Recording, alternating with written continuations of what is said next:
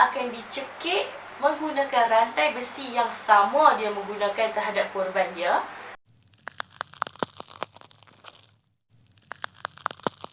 Hello, Assalamualaikum and welcome back to my channel, Popcorn Channel. So gang, hari ni aku nak buka cerita pasal satu kes pembunuhan berantai yang melibatkan kematian 100 orang anak lelaki yang bermotifkan dendam supaya mak kepada 100 orang anak lelaki ni akan menangis. So, nak tahu cerita dia? Let's get started. Watak utama cerita kita hari ini ialah Javed Iqbal, iaitu seorang pembunuh berantai yang berasal daripada negara Pakistan.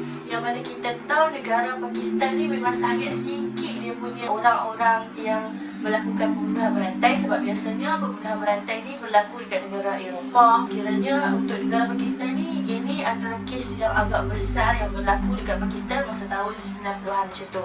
Sebelum kita rungkai macam mana dia membunuh, aku akan cerita sikit background Javed Iqbal ni. Javed Iqbal ni dia dilahirkan pada Oktober 1956 dan merupakan anak ke-6 daripada 6 orang adik-beradik dia. Kiranya Javed Iqbal ni anak bongsu lah. Javed Iqbal punya bapa ni nama dia Ali. Dia adalah seorang businessman yang sangat berjaya dekat Lahore, dekat Pakistan ni, dan dia merupakan orang kaya dekat kawasan tu. Kiranya Javed Iqbal ni memang dia dibesarkan dalam family yang berada lah, kiranya berkemampuan, sebab bapa dia businessman yang sangat kaya. Jadi sepanjang Javed Iqbal ni membesar, tak ada apa-apa yang macam pelik ataupun mencurigakan yang menunjukkan Javed Iqbal ni akan menjadi seorang pembunuh pada masa hadapan. Pada tahun 1978, Javed Iqbal ni dia belajar dekat Islamia College. Semasa dia tengah belajar tu, kiranya dia ni memang minat gila untuk buat bisnes macam bapak dia. Kiranya waktu dia belajar tu, masa tu juga dia plan untuk buat bisnes. Masa ni dia plan untuk buat bisnes baja. Jadi bapak dia hadiahkan dia sebuah villa, skuter villa yang besar tu, untuk memudahkan Javed Iqbal ni untuk buat dia punya proses perniagaan dia lah, nak memproses baja. So bapak dia hadiahkan dia satu villa. Tapi masa dia duk buat bisnes tu, memang dia ni cenderung untuk melakukan gangguan seksual kepada budak-budak dekat sekitar kawasan tu, terutamanya budak-budak lelaki lah.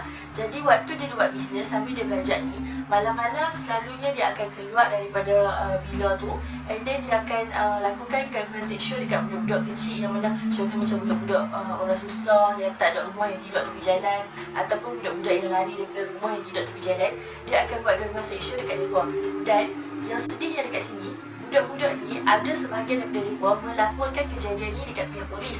Tapi disebabkan kurangnya bukti, tak ada bukti yang sahih yang mengatakan Javed Iqbal ni yang melakukan gangguan seksual kepada mereka, jadi Javed Iqbal ni tak dapat ditahan dan tak dapat disambit kesalahan. Sepanjang dia duk buat semua gangguan seksual ni dekat budak-budak, dia tak disambitkan kesalahan atau tak ditangkap langsung sebab tak ada bukti yang hukum.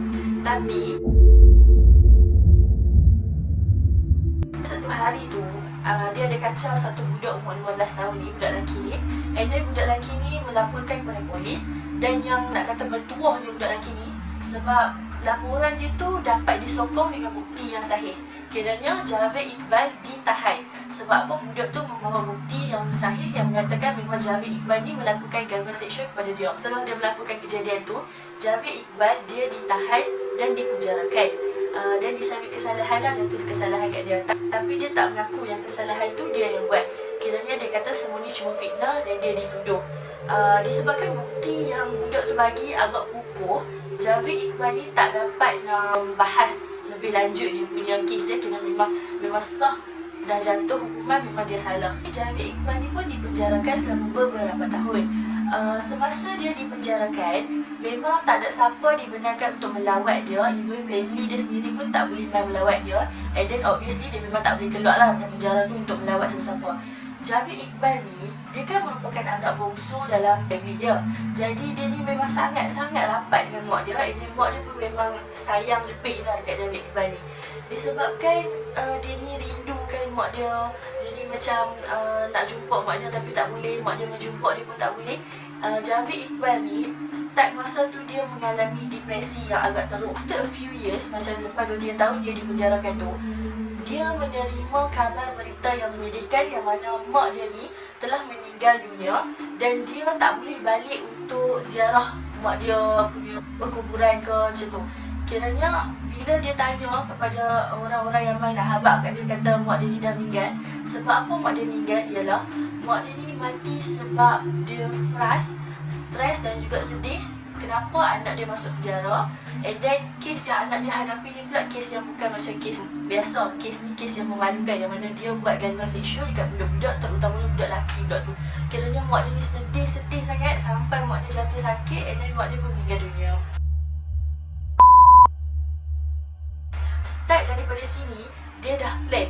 Once aku keluar daripada penjara, memang aku akan bunuh 100 orang anak lelaki supaya ada 100 orang mak menangis macam mana mak aku menangis masa aku dalam penjara.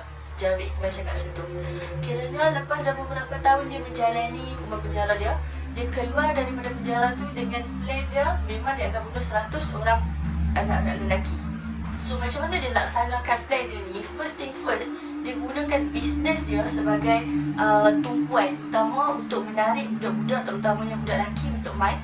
Daripada bisnes baja dia buat, dia tukar bisnes tu menjadi bisnes permainan game. Kiranya dia buka arcade lah untuk budak-budak lelaki main game. Dia tahu sebab apa dia buka kedai game mesti laku. Sebab memang budak-budak lelaki minat untuk main game kan. Jadi dia gunakan kelebihan villa yang bapak dia bagi tu untuk buka kedai game supaya lebih ramai budak lelaki main kat kedai game dia, supaya dia dapat bunuh budak-budak tu semua. So macam mana dia membunuh mereka ni semua? So lepas dia dah buka kedai game tu, Javed Iqbal ni memang pandai. Sebab apa? Dia tak bagi charge mahal-mahal. Kiranya dia bagi diskaun dekat budak-budak yang selalu main, and then dia jual token pun murah-murah supaya budak-budak tu semua main, supaya budak-budak tu semua percaya dia, and then main game dekat kedai dia tu. Daripada budak-budak tu semua tengah duk main game, tengah berkumpul ramai-ramai, dekat situ juga dia akan perlahan-lahan colik satu persatu budak-budak yang main. Contoh macam budak-budak main 11 orang, dia akan ambil seorang daripada budak-budak tu, and then dia masukkan budak-budak tu ke dalam bilik special. Bilik special ni boleh dikatakan bilik di mana dia buat semua kerja-kerja dia tu. Kerana dia colik satu budak, dia masukkan ke dalam bilik tu, and then dia mudahlah melakukan kerja-kerja dia, yang mana dia memperkosa dan juga membunuh budak-budak dekat situ. Tak cukup dengan budak-budak yang main dekat arcade dia untuk main game, dia dah rasa macam makin kurang orang main game dekat dia punya kedai game. So dia ni pun plan dekat mana, tempat mana yang ada banyak budak-budak lelaki, supaya dia boleh pergi duduk dekat tempat tu dan colik beberapa orang budak lelaki untuk dijadikan mangsa seterusnya. Jadi dia tahu satu kawasan ni berdekatan dengan kawasan dia. Memang dekat situ ada banyak budak-budak lelaki, yang mana budak-budak susah, budak-budak yang lari dari rumah duduk kat situ. Memang macam gelandangan lah. Dia pergi kat situ, dia buat trik dia memang pandai tau. Dia pergi dekat situ kawasan yang ada banyak budak lelaki tu, dia jatuhkan beberapa kepingan duit shilling dan juga duit kertas, and then dia sorok dekat tepi bangunan untuk tengok budak mana yang datang ambil duit tu. Once ada seorang budak dia pergi ambil duit tu, Javed Iqbal ni dia akan keluar daripada tempat dia sorok tu. Dia akan macam getak budak tu lah, macam ambil duit aku lah. Ni duit aku jatuh tadi, hang ambil kan, jom kita pergi balai polis.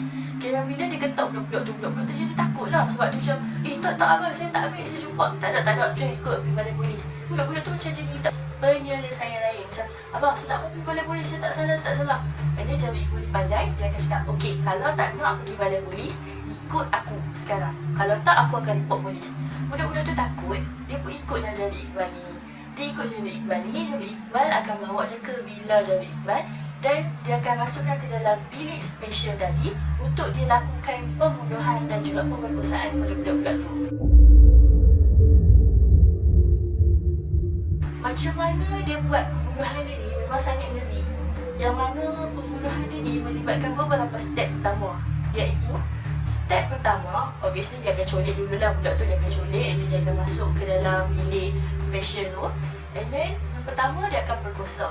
Setelah dia memperkosa, ada sebahagian daripada budak-budak yang dia perkosa dia akan bebaskan, tapi ada sebahagian dia akan membunuh. Macam mana dia bunuh budak-budak ni?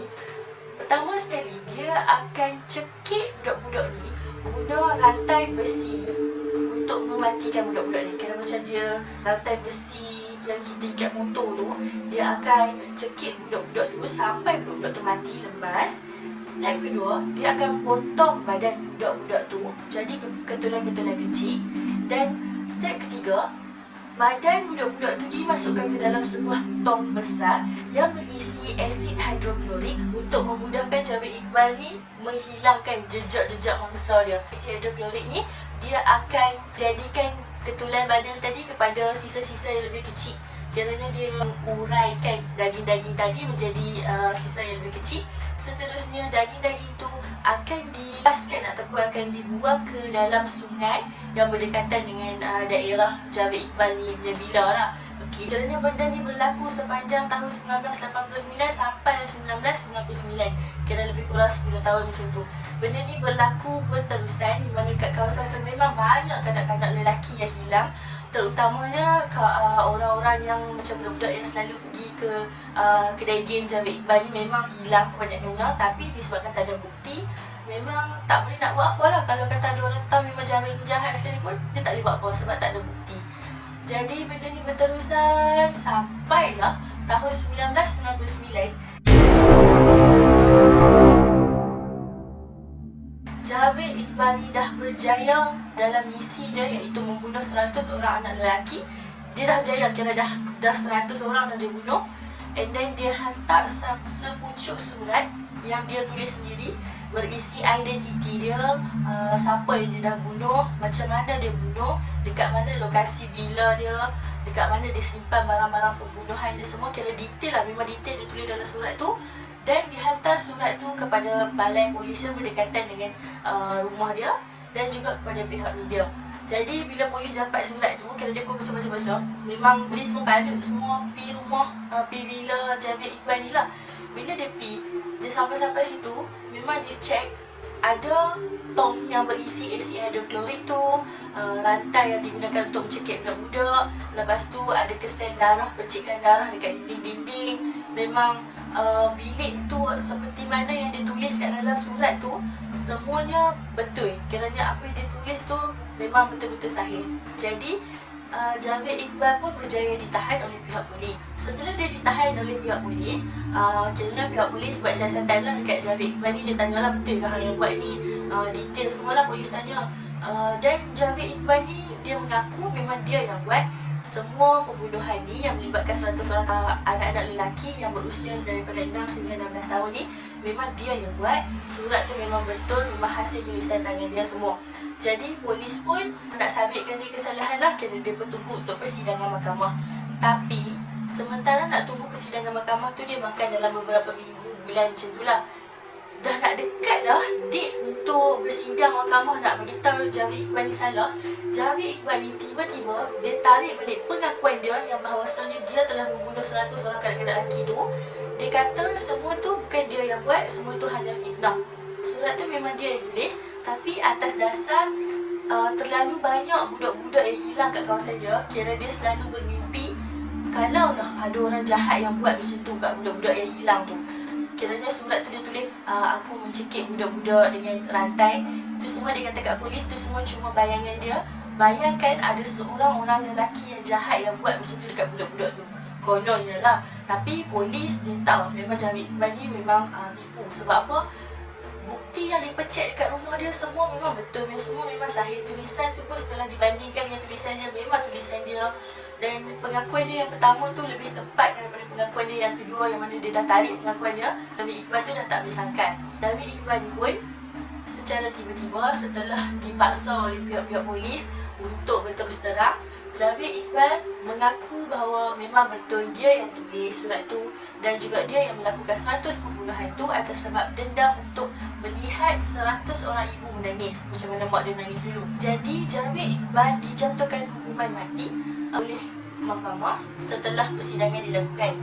Tetapi yang best dekat sini, bukanlah dia kata best, tapi yang macam sempoinya mahkamah ni, dia hakim ni mengikut hukum syariah yang mana dia akan dibunuh seperti mana dia membunuh korban-korban dia. Kiranya Javed Iqbal ni dihukum mati dengan cara dia akan dicekik menggunakan rantai besi yang sama dia menggunakan terhadap korbannya. Dia akan dicekik menggunakan rantai besi yang sama dia menggunakan terhadap korbannya. Lepas tu badan dia akan dipotong 100 potongan yang menandakan 100 orang korban mangsa ya. Dan badan tu akan dimasukkan ke dalam tong yang sama yang berisi asid hidroklorik yang sama untuk diuraikan menjadi ketulan kecil. Sepatutnya macam tu. Tapi sayangnya pada 8 Oktober 2001, Javed Iqbal ditemui meninggal dunia di dalam sel longkap dia. Dia bunuh diri sebelum waktu dia. Kira dia takut lah sebab mahkamah dah kata okey dia akan dibunuh dengan cara yang sama macam mana dia bunuh korban dia. Ketak-ketak lah dia. Sebab tu lah dia bunuh diri sebelum waktu dia dimatikan. Jadi dekat sini setengah family tu macam tak puas hati lah. Sebab apa? Dia sepatutnya merasakan apa yang korban-korban dia rasa, tapi dia ambil tindakan untuk bunuh diri sebab dia takut. Sebab dia tahu benda tu menyakitkan. So tu je cerita aku untuk hari ni. So jangan lupa subscribe, like and comment dekat bawah apa pendapat apa tentang cerita ni. And tunggu video akan datang. Okay? Stay tuned. Bye. Dia akan